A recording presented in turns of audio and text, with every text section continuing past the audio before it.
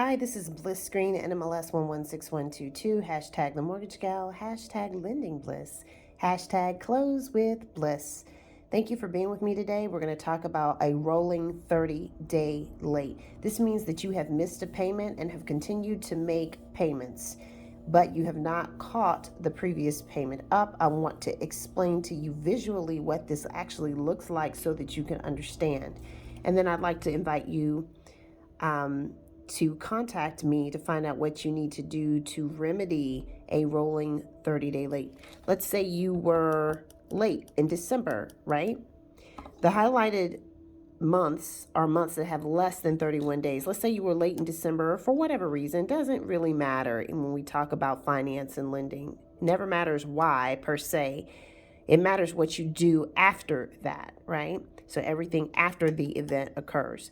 By the time we find out about it, it's probably going to be 1st of February because credit reports 30 days in arrears. Let's say you didn't make that payment, next payment from November until the end of January. And then you just keep paying on time since then. You're doing fine until summer comes around and you decide to take a vacation or whatever it was that you decided to do that caused you, or whatever happened in life. Sometimes it's not even your choices and decisions. Life just shows up that caused you to fall behind again. So in summertime, you fall behind again. This counts as 1 times 60, right? Because we're still missing a payment here.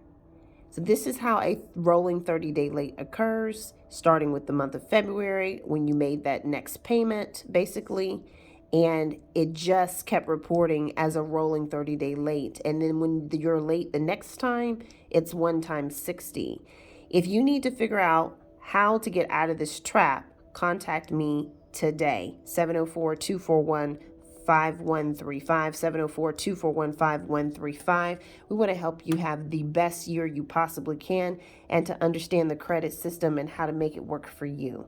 Thank you so much.